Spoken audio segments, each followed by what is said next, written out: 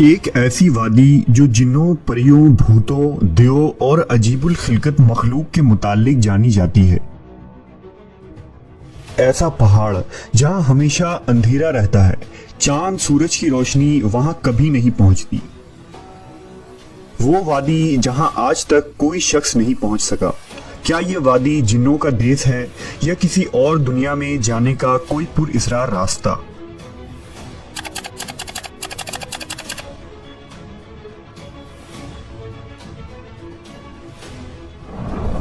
کوہ قاف کا نام سامنے آتے ہی کوئی گمشدہ عربی کہانیاں ذہن میں جاگ اٹھتی ہے۔ ایسی کہانیاں جو بادشاہوں کی حسین شہزادیوں سے شروع ہو کر جنوں اور پریوں کے زیر قبضہ ہیبت ناک قلعوں اور طلسم سے جڑی ہوتی ہے۔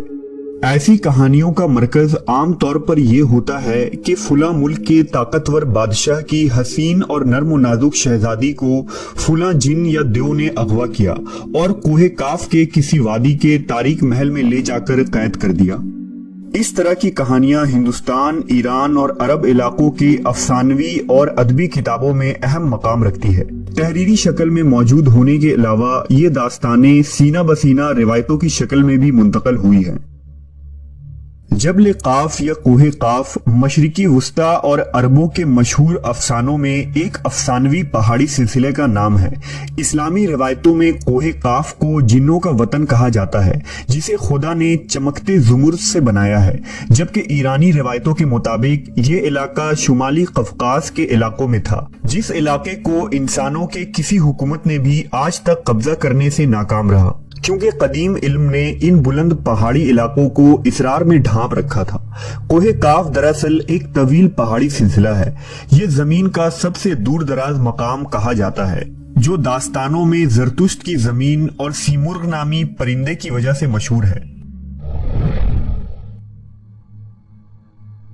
کہتے ہیں کہ کوہ قاف سبز زمرد پر مشتمل ہے، جس کے عکس نے آسمان کو سبز رنگ عطا کیا ہے۔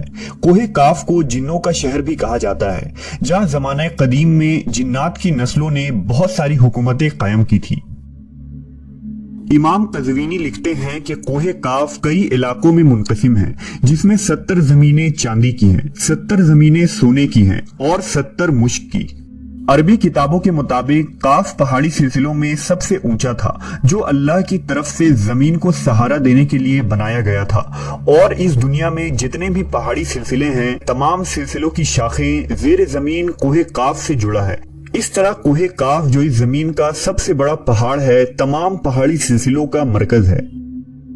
زکریا القزوینی نے 13ویں صدی میں عجائب المخلوقات و غرائب الموجودات نامی ایک کتاب لکھی تھی، جس میں انہوں نے کوسمولوجی کے مطابق یہ نظریہ دیا ہے کہ آسمان کو خدا نے تھام رکھا ہے تاکہ وہ زمین پر نہ گر پڑے۔ اس زمین کے چاروں طرف پہاڑوں کا ایک طویل سلسلہ ہے، جس میں کوہ قاف بھی شامل ہے، جو ان سلسلوں کو کھوٹی کی طرح اپنی جگہ پر رکھتا ہے۔ اسی طرح مشہور صوفی بزرگ جلال الدین رومی نے اپنی تحریروں میں کوہ قاف کا ذکر کچھ یوں کیا ہے کہ طاقتور بادشاہ سکندر ذوالقرنین نے آب حیات کی تلاش میں مشرق کا سفر کیا تھا۔ اس سفر کے دوران آپ کوہ قاف تک جا پہنچے تھے۔ جب آپ کوہ قاف پہنچے تو آپ نے دیکھا کہ وہاں فرشتہ اسرافیل قیامت کے دن سور پھونکنے کا انتظار کر رہے ہیں۔ کوہ قاف اور اس میں آباد مخلوقات کے متعلق ایک اور روایت بیان کی جاتی ہے کہ حضرت ابن عباس فرماتے ہیں کہ رسول اللہ صلی اللہ علیہ وسلم ہمارے پاس تشریف لائے جبکہ ہم مسجد نبوی میں حلقہ بنا کر بیٹھے ہوئے تھے۔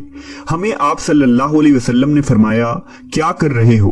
ہم نے عرض کیا، ہم سورج کے متعلق غور کر رہے ہیں کہ وہ کیسے طلوع ہوتا ہے اور کیسے غروب ہوتا ہے۔ فرمایا، تم نے اچھا کیا، اس طرح سے مخلوق میں فکر کرو، خالق میں فکر نہ کرنا، کیونکہ اللہ جس کے لیے جو چاہتا ہے پیدا کرتا ہے۔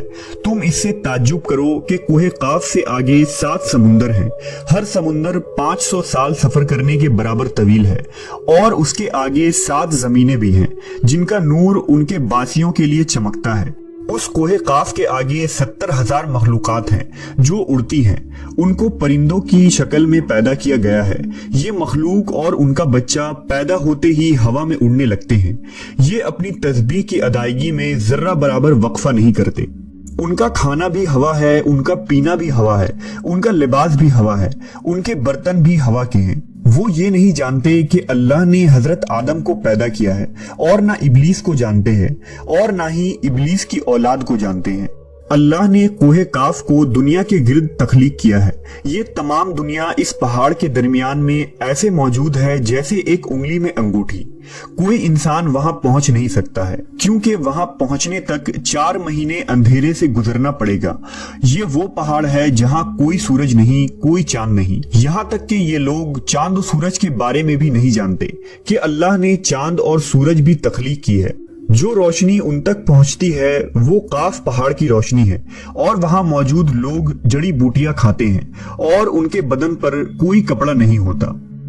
صحابہ نے پوچھا, یا رسول اللہ, کیا وہ لوگ فرشتے ہیں؟ آپ نے ارشاد فرمایا, نہیں, وہ فرشتے نہیں, لیکن اللہ سے ان کی فرما برداری بالکل فرشتے کی طرح ہے. پھر آپ نے فرمایا کہ معراج کی رات ان کی ملاقات کوہ کاف کے لوگوں سے ہوئی تھی, اور وہاں کے لوگوں نے آپ صلی اللہ علیہ وسلم کی دعوت کو قبول کیا اور وہ مسلمان ہو گئے. صوفیہ کرام کے نزدیک دراصل کوہ کاف اس زمین میں موجود کوئی پہاڑ نہیں, بلکہ کوہ کاف سے مراد عالم مثال میں واقع وہ پہاڑی سلسلہ ہے جو بذریعہ کشف اولیاء کرام کے مشاہدے میں آتے ہیں.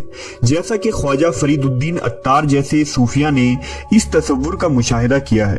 طریقت میں کوہ کاف کو شعور کا ایک دائرہ اور مرید کا حد سمجھا جاتا ہے, جسے پا کر بندہ فنا فی اللہ کے درجے تک پہنچ جاتا ہے. بہت سارے لوگوں کا یہ ماننا ہے کہ یہ لفظ قاف کسی چیز کی مرکز کو ظاہر کرتا ہے, اور یہ لفظ اتنا مقدس ہے کہ قرآن میں پوری ایک سورہ کا نام سورہ قاف ہے, جو اس کوہ قاف پہاڑ کی طرف اشارہ کرتا ہے.